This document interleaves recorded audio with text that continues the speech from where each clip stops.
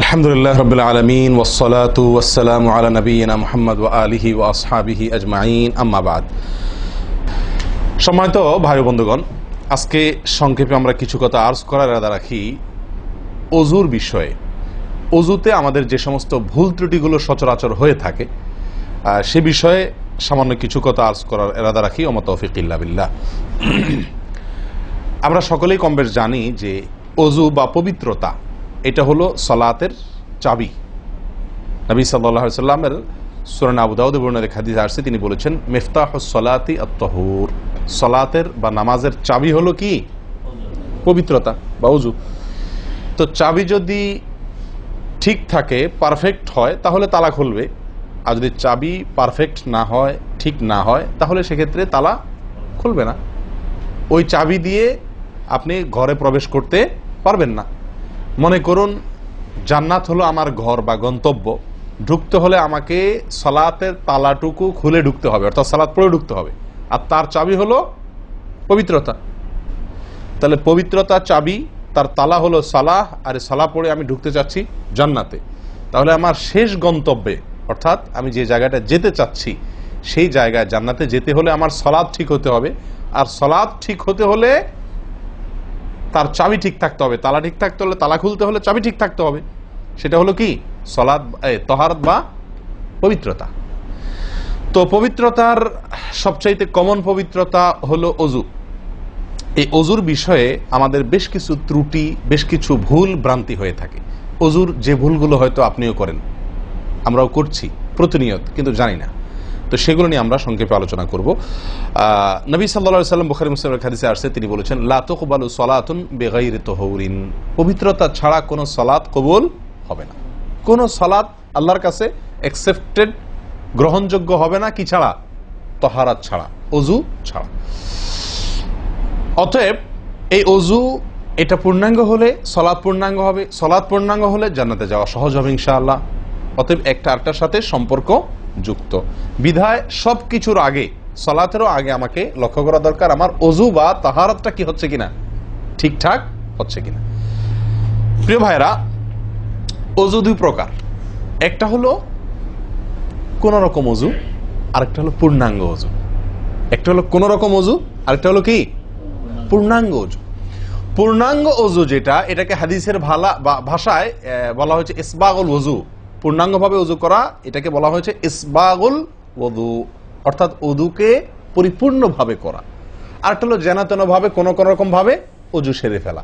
আমরা সাধারণত সারাদিন যে ওযুটা করি, সারা জীবন যে ওযুটা করে আসছি, সেটা হলো যেন তেন ওযু বেশিরভাগ লোকের। ইল্লা মান রাহিমা রব্বি, হাতে গোনা কিছু লোক আমরা আছি যারা ইসবাগুল ওযুর যে নির্দেশ সেটা পালন করতে সক্ষম হয়েছি, অর্থাৎ ওযুটা পূর্ণাঙ্গ করতে পেরেছি। প্রিয় ভাই বন্ধুগণ, ইসবাগুল ওযু এর নির্দেশ নবী সাল্লাল্লাহু আলাইহি ওয়াসাল্লাম বিভিন্ন জায়গায় দিয়েছেন, বিভিন্ন জায়গায় বহু হাদিসে আসছে, তোমরা ওযুকে আসবিগুল ওযু, আসবিগুল ওযু, তোমরা ওযুকে পরিপূর্ণ করো, ওযুকে পূর্ণাঙ্গভাবে করো, সঠিকভাবে করো, যথাযথভাবে করো। তার মানে নবী সাল্লাল্লাহু আলাইহি ওয়াসাল্লাম জানতেন যে ওযুতে যথার্থতার খেলাফ প্রচুর পরিমাণে হয়ে থাকে, আর সেজন্য তিনি সাবধান করেছেন আসবিগুল ওযু, অর্থাৎ ওযুকে তোমরা পূর্ণাঙ্গভাবে করো, সুন্দরভাবে করো, যথার্থভাবে করো। কথা কি বুঝাতে পারছি? যেহেতু ওযুর বিষয়ে আমাদের গাফলতি আছে বা গাফলতি থাকার কথা, সেজন্য নবী সাল্লাল্লাহু আলাইহি ওয়াসাল্লাম আমাদেরকে বলেছেন ওযু করো, এটা না, বলেছেন আসবিগুল ওযু, অর্থাৎ আকমিলুল ওযু, ওযুকে পরিপূর্ণভাবে করো, সুন্দরভাবে করো, যথাযথভাবে করো। ওযুর যে ফজিলত, ওযুর যে ফজিলত মুসলিম বর্ণিত হাদিসে আসছে, নবী সাল্লাল্লাহু আলাইহি ওয়াসাল্লাম বলেছেন যে ব্যক্তি পরিপূর্ণভাবে ওযু করবে, পরিপূর্ণভাবে ওযু করবে, ভালোভাবে ওযু করবে, এবং ওযুর শেষে কালিমাতুশ শাহাদা যেটা আছে, আশহাদু আল্লা ইলাহা ইল্লাল্লাহু ওয়াহদাহু লা শারীকা লাহু ওয়া আশহাদু আন্না মুহাম্মাদান আবদুহু ওয়া রাসূলুহু, এই কালিমায়ে শাহাদা পাঠ করবে ওযুর শেষে, এই ব্যক্তির জন্য আল্লাহ সুবহানাহু ওয়া তাআলা জান্নাতের সমস্ত দুয়ার খুলে দিবেন। তাহলে আমরা বলতে পারি জান্নাতের 8 দুয়ারের সমস্ত দুয়ারের একটা রিমোট এখানে নবী সাল্লাল্লাহু আলাইহি ওয়াসাল্লাম আমাদেরকে বাতলে দিয়েছেন। একটি রিমোট, এই এক রিমোট টিপের সঙ্গে সঙ্গে 8 দরজা সব খুলে যাবে। সেটা হলো ওযুকে কি করা? পরিপূর্ণভাবে করা, সুন্দরভাবে করা, এবং এর শেষে, ওযুর শেষে কালিমাতুশ শাহাদা পাঠ করে আশহাদু আল্লা ইলাহা ইল্লাল্লাহু ওয়াহদাহু লা শারীকা লাহু ওয়া আশহাদু আন্না মুহাম্মাদান আবদুহু ওয়া রাসূলুহু। আপনি পাঠ করলেন, জান্নাতের সমস্ত দুয়ার এর রিমোট যেন টিপ দিলেন। এই তিনটা কাজ করলেন মানে কি? জান্নাতের 8 দরজার একটি কমন রিমোটে টিপ দিলেন, আপনি সবগুলো পটপট খুলে যাবে, যে কোনো দরজা দিয়ে আপনি জান্নাতে দাখিল হতে পারবেন ইনশাআল্লাহ। প্রিয় ভাইরা, তাহলে হাদিস থেকেও বোঝা গেল যে যে কোনো দরজা দিয়ে ঢুকতে হলে ওযুটা হইতে হবে পরিপূর্ণরূপে ওযু, ইসবাগুল ওযু। অতএব ওযু আমার পরিপূর্ণ হচ্ছে কিনা এই বিষয়টা একটু যাচাই করা দরকার, কি দরকার না? প্রিয় ভাইরা, নবী সাল্লাল্লাহু আলাইহি ওয়াসাল্লাম সূরা আবু দাউদের এক হাদিসে বলেছেন, ইন্নাহা লা তাতিম্মু সালাতু আহাদিকুম হাত্তা ইউসবিগাল ওযুআ কামা আমারাহুল্লাহ। তোমাদের কারোর সালাত ততক্ষণ পর্যন্ত পরিপূর্ণ হবে না, সালাত ততক্ষণ পর্যন্ত সুন্দর হবে না, পূর্ণাঙ্গ হবে না, সালাতে পূর্ণতা আসবে না, যতক্ষণ না তোমরা ওযুকে ঠিক আল্লাহ যেভাবে করতে নির্দেশ করেছেন ওইভাবে পরিপূর্ণভাবে না করো। আল্লাহ সুবহানাহু ওয়া তাআলা যেভাবে ওযু করতে বলেছেন ওইভাবে পরিপূর্ণ রূপে ওযু না করা পর্যন্ত তোমাদের সালাত পূর্ণতা পাবে না। তাহলে সালাতের পূর্ণতা পাওয়ার জন্য ওযুটি হইতে হবে, ওযু না শুধু। আমরা জানি যে সালাতের জন্য ওযু করতে হয় না, ওযু করলেই শুধু সালাতের পূর্ণতা আসবে না, ওযুটা হইতে হবে আল্লাহ যেভাবে নির্দেশ করেছেন সেভাবে, যথাযথ উপায়ে এবং সঠিকভাবে। প্রিয় ভাইরা, এখন আসি আমরা ওযুতে কি ভুলগুলো আমাদের এমন হয় যেগুলোর কারণে আমাদের ওযুর পূর্ণতা নষ্ট হতে পারে। তার ভিতরে 1 নম্বরের ভুল হলো, যেটি আমাদের হয়ে থাকে ওযুর ক্ষেত্রে অনেকেরই, সেটা হলো বিসমিল্লাহ পাঠ না করা। ওযুর শুরুতে কি পাঠ করতে হয়? বিসমিল্লাহ। আপনি যখন হাত ধুয়ে তো ওযু শুরু করবেন, 2 হাতের কবজি 2 হাতে ওযু শুরু করবেন না, প্রথম কাজ। তার আগে আপনি কি করবেন? বিসমিল্লাহ। বিসমিল্লাহ বলে হাত ধুয়ে তারপর ওযু শুরু করবেন। বহু লোক আছি আমরা ওযুখানায় ওই গল্প করতেছি, আড্ডা মারতেছি, কথাবার্তা বলতেছি, এই বলতে বলতে ওযু শুরু করে দিছি। তাহলে বিসমিল্লাহ কখন পড়তেছি? বিসমিল্লাহটা অনেক সময় অমনোযোগিতার কারণে, অবহেলার কারণে, অন্যমনস্কতার কারণে বিসমিল্লাহটা অনেক সময় আমরা বলতে ভুলে যাই। অথচ এই বিসমিল্লাহ পাঠ করা ওযু শুরুতে অনেক বিশেষজ্ঞ আলেমের মতে ফরজ। অনেকে বলেন বিসমিল্লাহ পাঠ না করলে ওযুই হবে না, আপনি যদি ভুলে বাদ দেন ওযু হলো না। যদিও সংখ্যাগরিষ্ঠ ওলামাদের মতে এটা না, তাদের মতে বিসমিল্লাহ পাঠ করা এটা ওযুর সুন্নাহ। এটা হলো ওযুর কি? সুন্নাহ। এটা আপনি যদি বিসমিল্লাহ বলে যদি ওযু শুরু করেন তাহলে ওযুটার ভিতরে পূর্ণাঙ্গতা আসলো। ওযুটার ভিতরে কি আসলো? পূর্ণাঙ্গতা আসলো। ওযুটার ভিতরে ওযুটা আপনার হৃষ্টপুষ্ট হলো।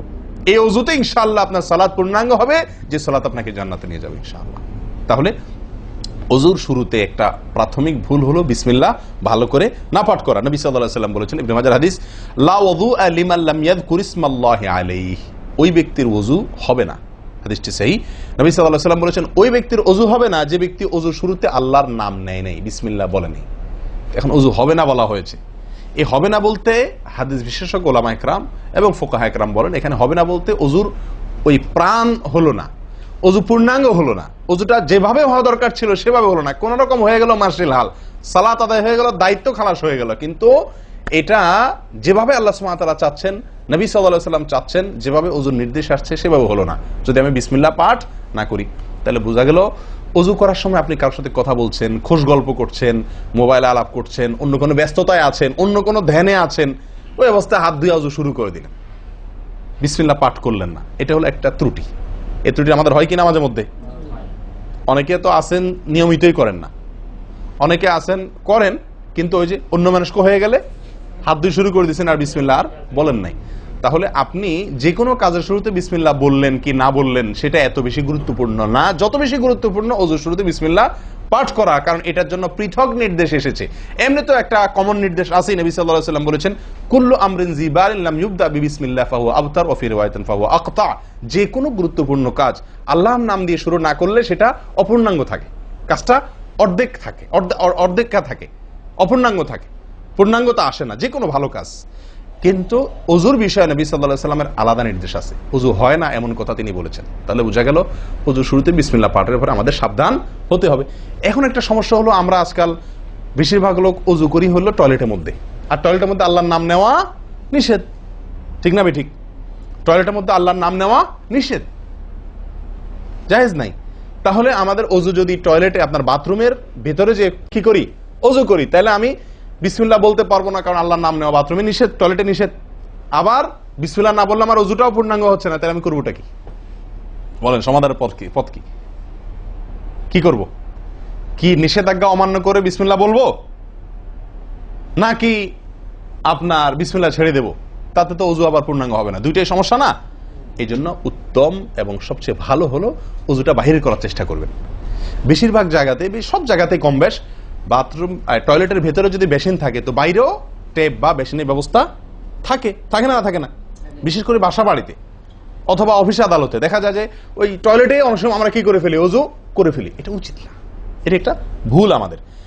ওযু আমরা করব বাহিরে। কেন? কারণ টয়লেটে ওযু করতে গেলে আল্লাহর নাম নিতে হচ্ছে, আর আল্লাহর নাম নেওয়া নিষেধ। আমি সেখানে আল্লাহর নাম নিতেও পারছি না, আর নাও নিতে পারছি না। যদি নেই তাহলে আল্লাহর নাম নিয়ে গুনাহ করছি টয়লেটে, আর যদি না নেই তাহলে আমার ওযুটা অপূর্ণাঙ্গ থেকে যাচ্ছে। ঠিক না ঠিক? এই জন্য আমরা উত্তম হলো ওযু করব কোথায়? বাইরে এসে যে কোনো টেপে। কথা কি বুঝাতে পারছি? বাইরে এসে একান্ত যদি কখনো আপনি বাধ্য হয়ে যান, বাইরে ভিড় নাই, ব্যবস্থা, সেটা ভিন্ন কথা। আর বাসা বাড়িতে যদি এরকম কোনো বাসা বাড়িতে যে বাইরে কোনো সিস্টেম নাই, আপনার নিজের বাসা না, আপনি ঠিক করতে পারতেছেন না, তো কমপক্ষে বেসিন এবং আপনার টয়লেটের কমোডের মাঝখানে কি দিব? একটা পর্দা বা ওয়াল কোনো কিছু দিয়ে নিব ইনশাআল্লাহ। কথা বুঝতে পারছি ভাই? আল্লাহ তাআলা আমাদের সকলকে এই বিষয়টি লক্ষ্য করার তৌফিক দান করেন। তাহলে ভাই আমরা বিসমিল্লাহ পাঠ করব ওযু শুরুতে, লক্ষ্য করব ইনশাআল্লাহ যাতে করে ওযু শুরুতে বিসমিল্লাহ পাঠে ভুল না হয়। মনে থাকবে তো ইনশাআল্লাহ? আল্লাহ আমাদের তৌফিক দান করেন। দ্বিতীয় যে ভুলটি হয় ভাই, 100-99 জনের বলবো, তার চেয়ে বেশি হতে পারে, হাজারের ভিতরে 10 জন মানুষের হয় কিনা আমার সন্দেহ আছে এই কাজটা সঠিকভাবে করতে পারি না। সেটা হলো ওযুর সময় মিসওয়াক করা। ওযুর সময় কি করা ভাই? মিসওয়াক করা। এটি এত গুরুত্বপূর্ণ সুন্নাত যে নবী সাল্লাল্লাহু আলাইহি ওয়াসাল্লাম বলেছেন, বুখারীর হাদিস, লাউলা আন আশুক্কা আলা উম্মতি লা আমারতুহুম বিসওয়াকি ইনদা কুল্লি ওযু। বুখারীর হাদিস। নবী সাল্লাল্লাহু আলাইহি ওয়াসাল্লাম বলেন, আমার উম্মতের জন্য যদি কঠিন না হতো, তাদের জন্য কষ্টের কারণ না হতো, তাহলে আমি তাদেরকে বাধ্যতামূলক করে দিতাম, ফরজ করে দিতাম কি? প্রত্যেক ওযুর সময় মিসওয়াক করা। প্রত্যেক ওযুর সময় মিসওয়াক করা, এটা বাধ্যতা করে দিতাম যদি তাদের কষ্টের কারণ। কারণ বাধ্যতামূলক করে দিলে তখন এটা তাদের জন্য, প্রতি ওয়াক্তে মিসওয়াক করাটা তাদের জন্য বাধ্যতামূলক হয়ে গেলে এটা ছাড়া ওযু হতো না, তখন তারা বিপদে পড়ে যেত, বেশি কষ্ট হয়ে যেত। ওযুতে যদি এখন মনে করেন 10টা 15টা 20টা ফরজ নবী সাল্লাল্লাহু আলাইহি ওয়াসাল্লাম ঠিক করে দিতেন, তাহলে 20টা 15টা 20টা 25টা ফরজ আদায় করে ওযু করা একটু কষ্ট হয়ে যেত না? 5 বার দৈনিক একটু আমাদের জন্য ঝামেলা হয়ে যেত কিনা? নবী সাল্লাল্লাহু আলাইহি ওয়াসাল্লাম সেদিকে লক্ষ্য করে আমাদেরকে কি করলেন না? সহজ করে দিলেন, অর্থাৎ ফরজ করলেন না। তার মানে কি করলেন? সুন্নাহ এর অন্তর্ভুক্ত করলেন। কিন্তু তার হাদিস থেকে, তার বক্তব্য থেকে বোঝা যায় যে ওযুর সময় মিসওয়াকের গুরুত্ব তার কাছে কত বেশি ছিল। নবী সাল্লাল্লাহু আলাইহি ওয়াসাল্লামের কাছে ওযুর সময় মিসওয়াক করার গুরুত্ব কত বেশি ছিল সেটা এই হাদিস থেকে বোঝা যায় কি যায় না? তিনি চাইছেন আমাদেরকে ওযুর সময় মিসওয়াকের নির্দেশটা বাধ্যতামূলক করতে। শুধু করেন নাই কেন? আমাদের কষ্টের দিকে লক্ষ্য করি। এই হাদিস থেকে নবী সাল্লাল্লাহু আলাইহি ওয়াসাল্লাম যে চাচ্ছেন মনে প্রাণে আমরা যেন ওযুর সময় মিসওয়াক করি, এটা বোঝা যায় কি যায় না? ভাই আমরা বিশেষ করে আরবিয়ানদেরকে দেখি, স্পেশালি সৌদি আরবে আমরা যারা আছি দেখি যে সৌদিদের প্রত্যেকের পকেটে কি থাকে? মিসওয়াক থাকে, এবং তারা সারাক্ষণ মিসওয়াক করে। এটা যেমন আমার দাঁতের মাড়ির জন্য উপকারী, ন্যাচারাল আপনার রস, মিসওয়াকের রস কর যেটা আসে, বিশেষ করে তিতা জাতীয় হলে আরো বেশি ভালো হয়। এটা আমাদের দাঁতের জন্য যেমন উপকার হয়, তেমনি ভাবে দাঁতকে পরিষ্কার রাখে, দবদবা রাখে, দুর্গন্ধ দূর করে, অনেক দুনিয়াবী উপকারিতা আছে। আর এর পাশাপাশি আপনি যতবার মিসওয়াক করছেন ততবার নবী সাল্লাল্লাহু আলাইহি ওয়াসাল্লামের এই আদেশটি আপনার পালন হচ্ছে। ওযুটা, বিশেষ করে ওযুর সময় মিসওয়াক করলে আপনার ওযুটা কি হচ্ছে? যেই ওযুতে তালা খুলবে সুন্দরভাবে এবং আপনি জান্নাত পর্যন্ত যেতে পারবেন, সে ওযু হবে যদি আপনি তাতে কি করতে পারেন? ওযুর মধ্যে সময় মিসওয়াক করতে পারেন। ভাই কার কার পকেটে মিসওয়াক আছে? আছে সাথে কারো? তো আপনারা আসার সময় আসছেন যে ওযু করেন নাই? কি বলেন? মিসওয়াক আছে কার কার? আলহামদুলিল্লাহ, একজন পাওয়া গেল। আর ভাই ওযুর সময় মিসওয়াক এটি আমরা ছেড়ে দিয়েছি। এই আমলটা আমাদের মধ্যে নাই বললেই চলে। কি বলেন? এই আমলটাকে পুনর্জীবন দেওয়া যায় কি না? যায় না? অন্য কারোর জন্য না, আমার নিজের জন্য। আমি মিসওয়াক করব, তার উপকারিতা আমি নিজে পাবো, দুনিয়াতে পাবো, মানি ভালো থাকবে, মুখে দুর্গন্ধ দূর হবে, মুখ পরিচ্ছন্ন হবে, আখেরাতে পাবো নবী সাল্লাল্লাহু আলাইহি ওয়াসাল্লামের সুন্নাহ পালনের মাধ্যমে। ওযু সুন্দর হবে, ওযু সুন্দর হলে সালাত ঠিক হবে, সালাত ঠিক হলে জান্নাতে যেতে পারবো। তাহলে একটা একটার সাথে সম্পর্কযুক্ত। মেসওয়াক করবো তো ইনশাআল্লাহ? একদম উঠে গেছে মেসওয়াক। ওযুর সময় মেসওয়াক করতে আমাদের দেশি ভাইদেরকে দেখাই যায় না একেবারে বললে চলে। প্রিয় ভাইরা, আপনারা কি জানেন নবী সাল্লাল্লাহু আলাইহি ওয়াসাল্লামের জীবনের শেষ আমল কি ছিল? মেসওয়াক ছিল। নবী করিম সাল্লাল্লাহু আলাইহি ওয়াসাল্লামের জীবনের শেষ আমল, যে আমলের পরে আর কোনো আমলের সুযোগ পান নাই, এই আমলের পরে তিনি দুনিয়া থেকে বিদায় নিয়ে গেছেন। তার জীবনের লাস্ট আমল কি ছিল? মেসওয়াক। তিনি আয়েশা রাদিয়াল্লাহু তাআলা আনহার কোলে মাথায় রেখে শুয়েছিলেন মৃত্যুর ঠিক আগ মুহূর্তে। শরীরে আর শক্তি ছিল না মেসওয়াক চিবানোর মতো। নতুন মেসওয়াক চিবায়া ওটাকে নরম করবেন, এই শক্তিটা ছিল না। আল্লাহ রাসূল সাল্লাল্লাহু আলাইহি ওয়াসাল্লাম আয়েশা রাদিয়াল্লাহু তাআলা আনহাকে দিলেন, আয়েশা মেসওয়াকটা আমাকে একটু চাবায়া দাও। তিনি চাবায়া নরম করে দিলেন। এরপর নবী সাল্লাল্লাহু আলাইহি ওয়াসাল্লাম মেসওয়াকটা করলেন। বাস, এই মেসওয়াকের পরে তার মৃত্যু এবং এই মেসওয়াকের মাঝখানে আর কোনো আমল করার সুযোগ ছিল না। ভাই, কত গুরুত্বপূর্ণ আমল বোঝা উচিত। ওযুর সময় মেসওয়াকটা উঠে গেছে, আমরা কি করবো ইনশাআল্লাহ? সবসময় মেসওয়াক পকেটে রাখবো তো ইনশাআল্লাহ? ওযুর সময় মেসওয়াক কখন করবেন, এটা নিয়ে ওলামাদের দুটি মত পাওয়া যায়। বেশিরভাগ ওলামাদের মত এবং বিশুদ্ধ মত হলো কুলি করার সময় আমরা মেসওয়াক করব। কুলি করার সময় আপনি বিসমিল্লাহ বলে হাত ধুলেন, এরপরে কুলি করলেন। মেসওয়াক করতে হবে এভাবে, সোজাসুজি, উপরে নিচে না, পাশাপাশি, ঠিক আছে? মেসওয়াক দিয়ে এভাবে আপনি খুব বেশি সময় করা দরকার না, একটা ঘষা দেন উপরের মাড়িতে, আরেকটা ঘষা দেন নিচের দাঁতে, দিয়ে এবার একবার কুলি করে ফেলান, ঠিক আছে? আবার মেসওয়াক দিয়ে একটা ঘষা দেন, আবার একটা ঘষা দেন, আবার কুলি করে ফেলেন। এভাবে 3 বার মেসওয়াক করেন, 3 বার কুলি করেন, বাস সুন্নাত আদায় হয়ে গেল।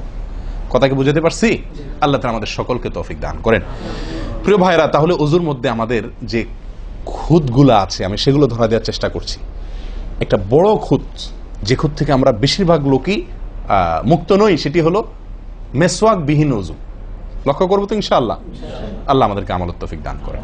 একান্ত না থাকলে আঙ্গুল দিয়ে করলেন, কিন্তু আপনি নিয়মিত আঙ্গুল দিয়ে করলেন সেটা না, মেসওয়াকই করা উচিত। ভাই, 3 নম্বর যে ভুলটা আমাদের হয়ে থাকে সেটা হলো কুলির মধ্যে।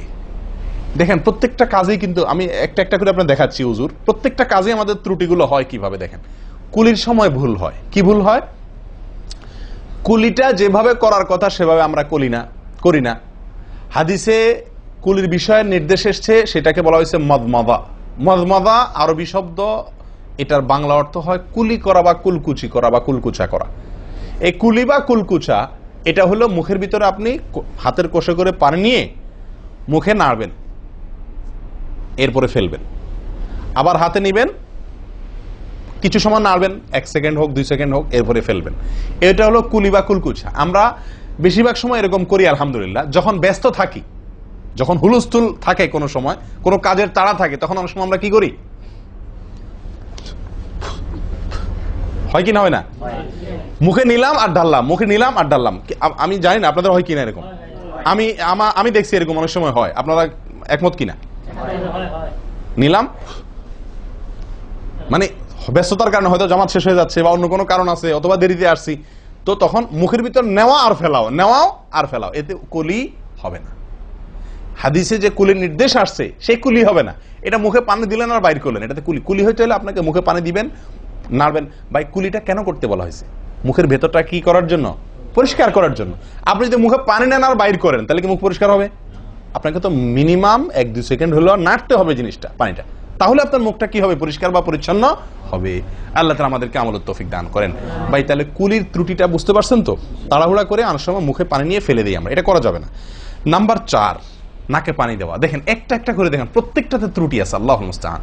নাকে পানি দেওয়া, নাকে পানি দেওয়ার যে নির্দেশ আসছে হাদিসে, এটাকে বলা হয় ইস্তেনশাক। ইস্তেনশাক, ইস্তেনশাক আরবি ব্যাকরণ অনুযায়ী এটা বাবে ইস্তিফআলের মাসদার বা ক্রিয়ামূল, যেটার মধ্যে এক্সট্রা ভাবে টানা, আকর্ষণ করার অর্থ যার মর্মের ভিতরে আছে। তো ইস্তেনশাক শব্দের মূল অর্থ হলো পানি টানা, নাকে পানি টানা। আমরা নাকে পানি টানি না, দেইও না। ধান খেতে পানি দেওয়া হয়, আর লাল শাকের খেতে পানি ছিটানো হয়, ঠিক না? ঠিক। লাল শাক বা মূলার শাকের খেতে পানি ছিটানো হয়, আর ধান খাত বেশিরভাগ ইরি ধান ইত্যাদি এই সমস্ত ধান খেতে পানি দেওয়া হয়। তাহলে দেওয়া আর ছিটানো বেশ কম আছে কি নাই? একটা হলো দেওয়া, একটা হলো ছিটানো, আর একটা হলো টানা।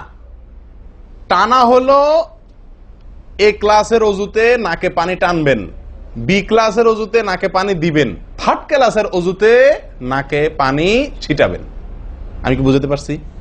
তো আমরা বেশিরভাগ লোক থার্ড ক্লাসের অজু, সারা জীবন থার্ড ক্লাসের অজু করি। আপনি থার্ড ক্লাসের অজু করে আপনি জান্নাতে যাবেন?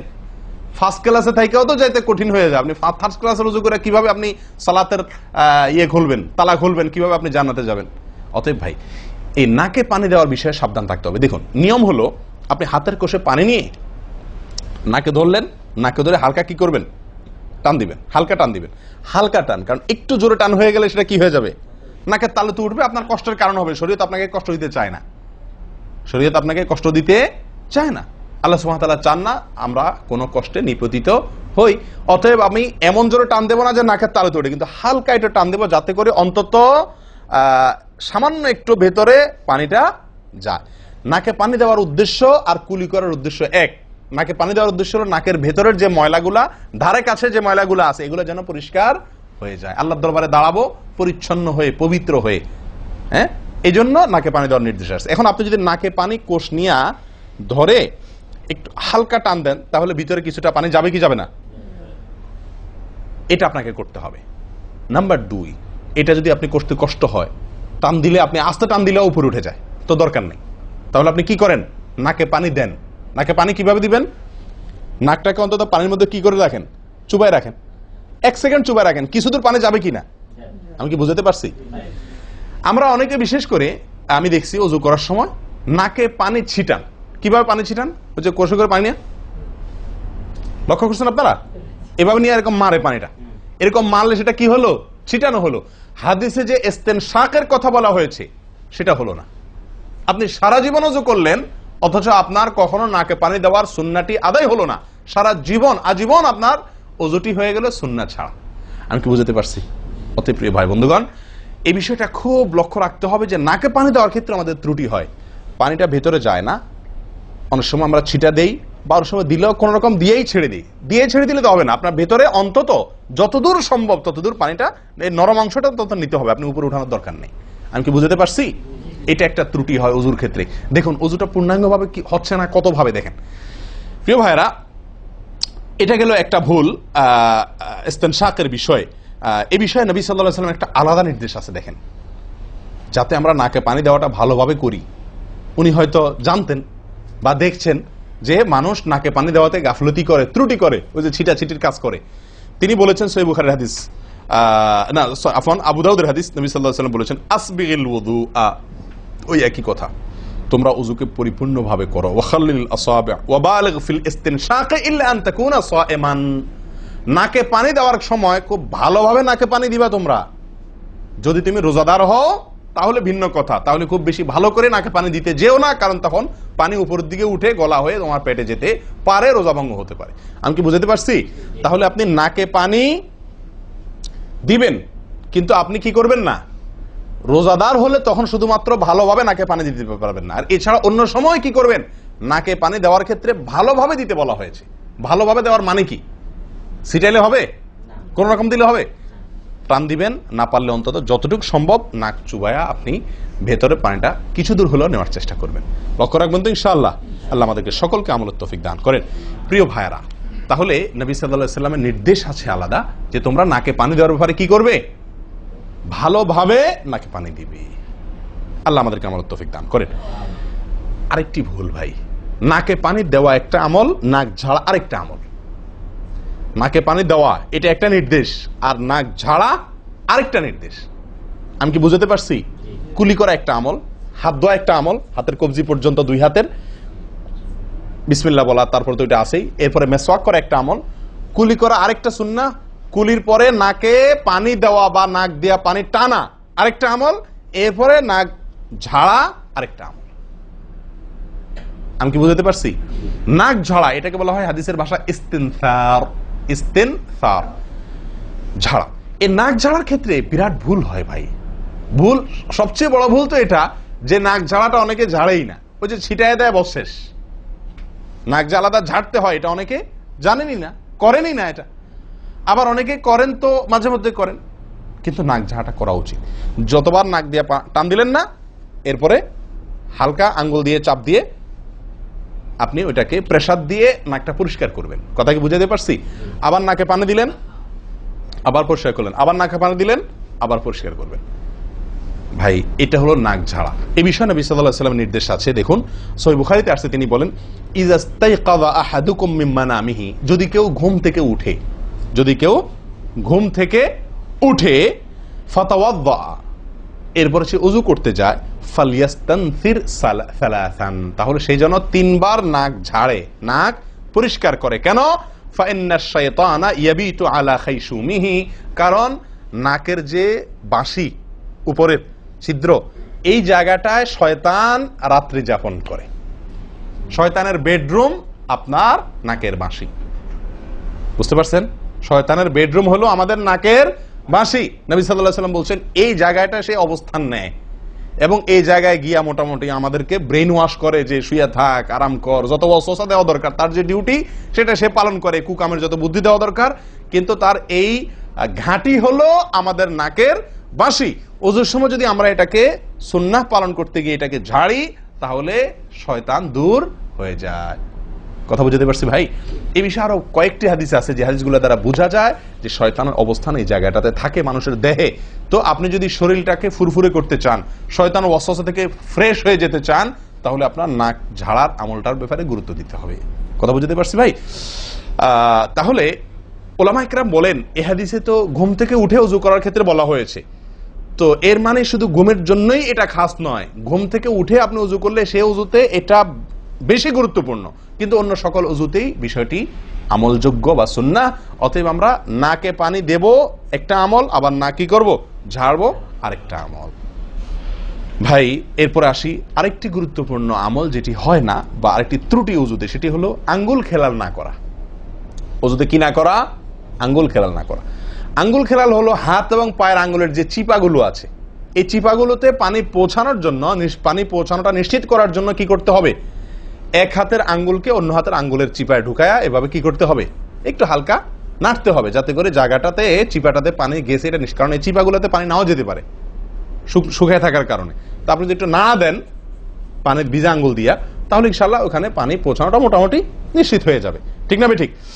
তাহলে এই জিনিসটা অনেক সময় আমরা করি না, অথচ নবী সাল্লাল্লাহু আলাইহি ওয়াসাল্লামের নির্দেশ আছে আলাদা। তিনি বলেছেন, আবু দাউদের হাদিস, আসবিগিল ওযুআ ওয়া খাল্লিল বাইনাল আসাবি', ওযুকে পরিপূর্ণভাবে করো। আর ওযুকে পরিপূর্ণভাবে করার একটি অন্যতম কাজ হলো আপনার আঙ্গুলের মাঝে কি করা? খেলাল করা। তিনি বলেছেন তোমরা আঙ্গুলের মাঝে খেলাল করবে, এক আঙ্গুলকে অন্য আঙ্গুলের মাঝে প্রবেশ করে পরিষ্কার করবে। এটা হলো হাতের আঙ্গুল। পায়ের আঙ্গুল কিভাবে করবেন? পায়ের আঙ্গুল তো আর এক আঙ্গুল অন্য পায়ের আঙ্গুল ঢুকাতে পারবেন না, সেটা করবেন হলো অন্য হাদিসে আসছে, এই যে কোন আঙ্গুল আছে না, কোন আঙ্গুল দিয়া সব চিপাগুলোতে কি করবেন? ঘষা দিবেন। কোন আঙ্গুল দিয়া আপনার সব পায়ের আঙ্গুল চিপাগুলোতে ঘষা দিবেন। ভাই আমরা কজনে করি এই খেলার আমলটা বলেন তো? পায়ের আঙ্গুল কোন আঙ্গুল দিয়া পায়ের আঙ্গুলের চিপা খেলাল করা, হাতের আঙ্গুল খেলাল করা, কজনে করি আমরা বলেন? তাহলে এই ভুলগুলো আমাদের অহরহ হচ্ছে না ভাই? আমরা কি জান্নাতে যেতে চাই না? আমাদের সালাতটা সুন্দর হোক আমরা চাই না ভাই? আমাদের এই সালাত খুব পাওয়ারফুল হোক, শক্তিশালী সালাত হোক, এই সালাতের মাধ্যমে আমি অন্যায় থেকে বেঁচে থাকবো, এই সালাতের মাধ্যমে আমি জান্নাতে যাব, এই সালাত আমাকে খাঁটি মুসলিম বানাবে, এই সালাত আমাকে আল্লাহর কাছে প্রিয় বানাবে, এই সালাত কি আমাদের নূর হবে, আমরা চাই না ভাই? এগুলো যদি চাই তাহলে আমাকে ওযু সুন্দর করতে হবে, আর ওযু সুন্দর করতে গিয়ে এই ভুলগুলোর ব্যাপারে সাবধান হতে হবে। তাহলে আঙ্গুল খেলাল করা, পায়ের আঙ্গুল, হাতের আঙ্গুল আমরা করি না বললেই চলে ভাই। তো আজকে থেকে ইনশাআল্লাহ করবো তো, নাকি যা শুনছেন এটা এখানে রেখে চলে যাবে? ভাই যদি পরিবর্তন না করেন, পরিবর্তন যদি আমরা না করি নিজেদেরকে, ওয়াল্লাহি সারা জীবন ওয়াজ শুনবো, কি লাভ বলেন? সময়টা নষ্ট। আপনি যদি এই কথাগুলোর উপরে আমলের চেষ্টা না করেন, নিজের জীবনে ফিট না করেন, এই ভুলগুলাকে ওযু করার সময় মাথায় রেখে এই ভুলগুলাকে আপনি দূর না করেন, তাহলে সেক্ষেত্রে এই শোনার কোনো লাভ হলো না। করবো তো ইনশাআল্লাহ। আল্লাহ সুবহানাহু ওয়া তাআলা আমাদের সকলকে সচেতন মুমিন হওয়ার তৌফিক দান করেন। সচেতন মুমিনের পরিচয় হলো মুমিন তার প্রত্যেকটা ভুলকে শিখবে, সংশোধন করবে, শিখবে, সংশোধন করবে। এভাবে করতে করতে করতে সে মুমিন হিসাবে কোয়ালিটিফুল আফার ক্লাসের মুমিন হতে পারবে, আল্লাহর কাছে প্রিয় পাত্র হতে পারবে। চেষ্টা করবো তো ইনশাআল্লাহ। আল্লাহ আমাদের সকলকে তৌফিক দান করেন। প্রিয় ভাইয়ারা, ওযুর ক্ষেত্রে আরেকটি ভুল এই যতগুলো ভুল বললাম এর ভিতরে বড় দুটি ভুল বলে ওজুর ভুলকে আমরা শেষের দিকে চলে আসছি। একটি বড় ভুল হলো শুকনা থেকে যাওয়া। কোনো জায়গা যদি আপনার অবহেলার কারণে শুকনা থেকে যায়, ওজুর অঙ্গগুলো যেগুলো ধুইতে হবে, তার কোনো অঙ্গ যদি শুকনা থেকে যায়, ওজু হবে? ওজু হবে না। এক ব্যক্তি ওজু করে আসছেন, নবী সাল্লাল্লাহু আলাইহি ওয়াসাল্লাম দেখেছেন তার ওজুর কোনো জায়গা শুকনা আছে, তিনি বললেন যাও আবার ওজু করো, তোমার ওজু হয় নাই। তিনি তাকে পুনরায় ওজু করাইছেন। কেন? তার ওজু সঠিকভাবে হয় না, শুকনা রয়ে গেছে। অনেক সময় দেখা যায় আমাদের অনেক ভাই ওজু করেন, ওজু করলে বেশ কিছু জায়গা, বিশেষ করে যে কনুই জায়গাটা, এই জায়গাটা দেখা যায় শুকনা থাকে। এই যে কানের লতির এই যে জায়গাটা, এখানে দেখা যায় একটু কি থাকে, শুকনা থাকে। কপালের দিকে দেখা যায় শুকনা থাকে। এই জায়গাগুলো অনেক সময় দেখা যায়, বহু লোককে দেখা যায় ওজু করে আসছে, এখানে শুকনা, এখানে শুকনা, পায়ের গোড়ালি গিরা এই জায়গাগুলোতে শুকনা। কারণ হলো ওই যে অবহেলা করে ওজু করছে, কোন রকম ওজু করছে, ওজুটা যেভাবে করা দরকার সেভাবে করে নাই। ভাই এই জিনিসটা আপনার লক্ষ্য করা দরকার কি দরকার না? ওজুই হবে না। এই যে ভুলগুলো বললাম এগুলা হলে আপনার ওজু হয়ে যাবে, কাগজে কলমে ওজু হয়ে যাবে।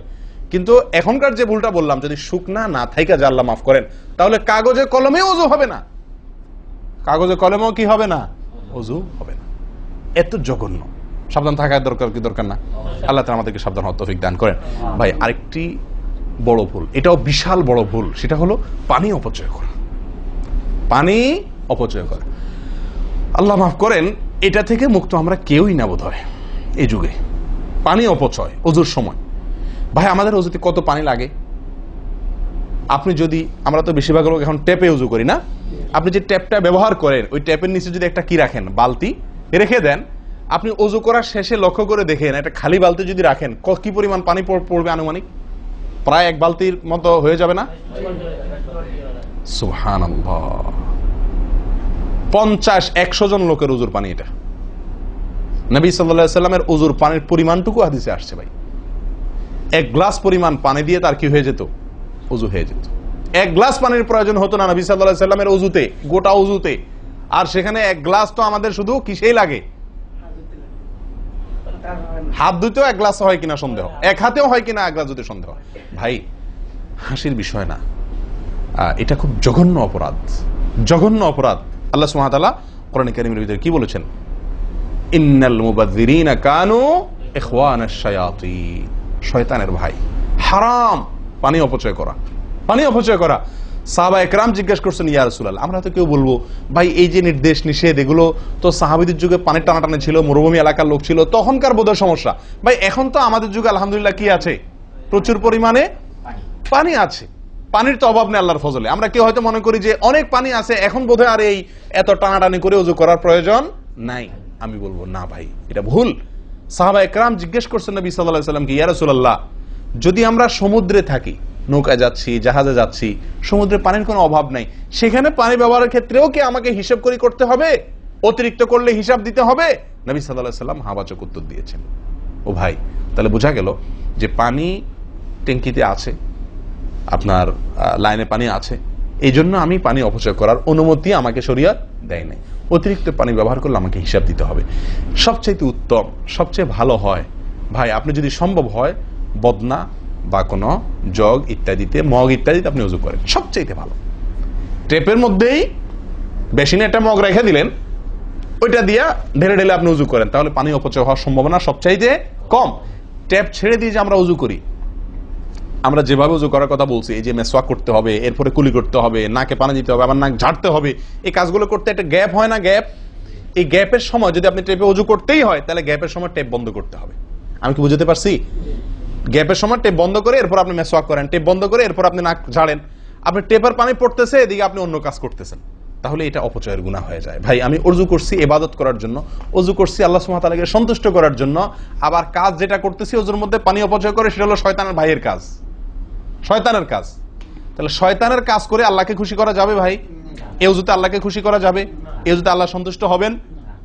ওযু করলে নবী সাল্লাল্লাহু আলাইহি ওয়াসাল্লাম বলেছেন, দিনে 5 বার ওযু করলে, একটা মানুষ 5 বার গোসল করলে যেরকম তার শরীরে ময়লা থাকে না, একটা মানুষ দিনে 5 বার 5 ওয়াক্ত সালাতের জন্য ওযু করলে ওই লোকের অন্তরে বা ওই লোকের ভেতরে গুনাহ থাকে না, আল্লাহ তাকে গুনাহ থেকে পরিচ্ছন্ন করে দেন, পবিত্র করে দেন, ধুয়ে পরিষ্কার করে দেন 5 বার ওযু করার মাধ্যমে। ও ভাই, ওযু আমাকে পরিষ্কার করে দিবে, আমাকে পবিত্র করে দিবে, আমাকে পরিচ্ছন্ন করে দিবে, আমাকে সাফ করে দিবে। কখন? যদি ওযুটা আমি সুন্দরভাবে করি। আমার অজুতে যদি এত বড় ভুল হয় যে পানি অপচয় করে আমি হারামে লিপ্ত হই, গুনাহে লিপ্ত হই, তাহলে আমার সে অজু আমাকে পরিচ্ছন্ন করবে না, পবিত্র করবে না, সুন্দর করবে না, আল্লাহকে সন্তুষ্ট করা যাবে না। প্রিয় ভাইরা, আমি আবারও বলছি, এই ভুল থেকে আমরা কেউ মুক্ত নই। আল্লাহ মাফ করুক, ইল্লা মার রাহিমা রব্বি, হাতে গোনা দুই একজন ছাড়া আমরা কেউ মুক্ত নই ভাই।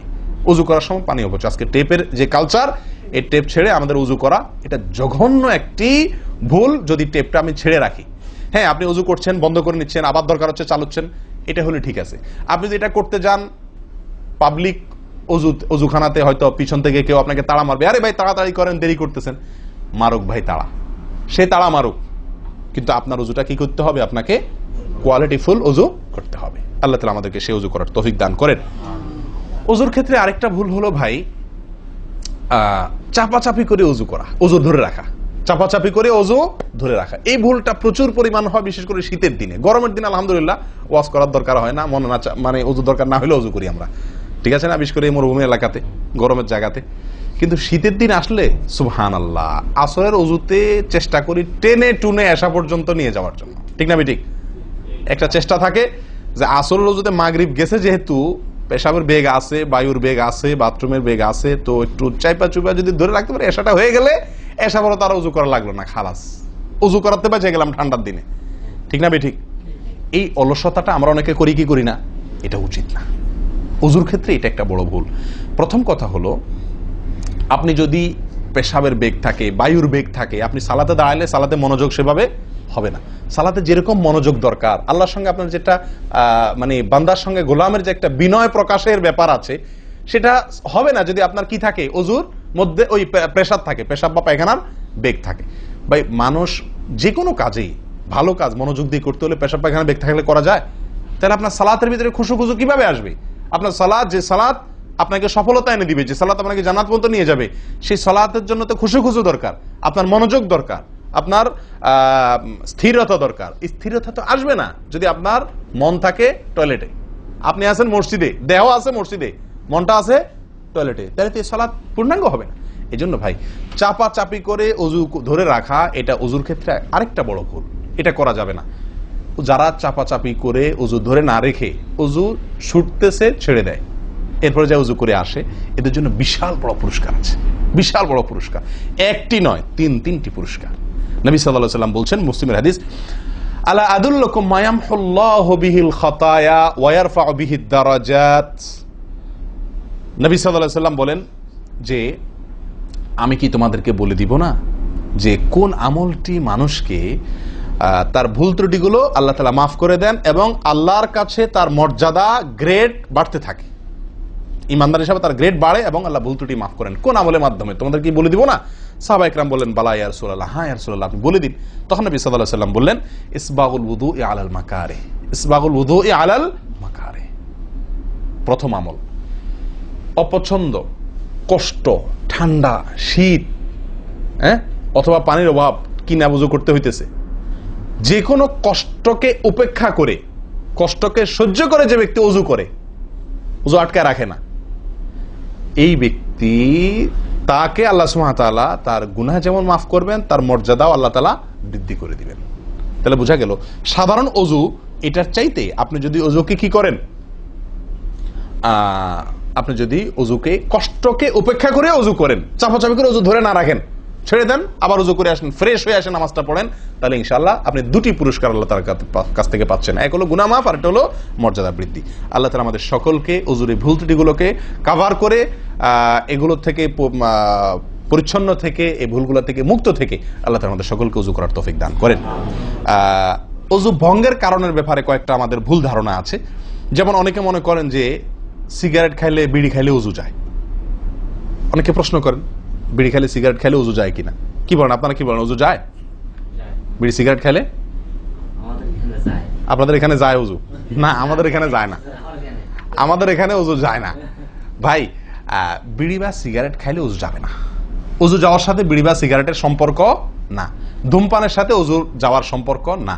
তাহলে আপনারা কেউ বলবেন, তাহলে হুজুর, তাহলে তো বিষয়টা, তাহলে বুঝা গেল ধূমপানটা তাহলে এত বড় কিছু না।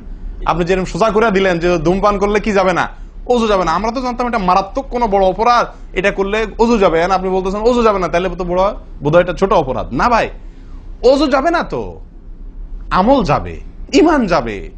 ওযু গেলে তো কোনো ব্যাপার ছিল না, ওযু যাওয়া কোনো দোষের কিছু ভাই। একজনের ওযু আছে, তার বায়ু আসছে, ওযু গেল। একজনের ওযু আছে, পেশাব করলে ওযু চলে গেছে, তার কোনো দোষ করছে সে? আপনারা বুঝেন না আমার কথা? ওযু চলে গেলে সেটা কি দোষের কিছু? তাহলে এটা তো আমার বড় কিছু না, দোষের কিছু না। বিড়ি খাইলে, সিগারেট খাইলে ওযু যাবে না তো, ওযু যাওয়া তো দোষের কিছু না। এর চেয়ে বড়টা যাবে, তাকওয়া যাবে। কি যাবে? তাকওয়া ছুটে যাবে, মুত্তাকির খাতা থেকে নাম কাটা যাবে।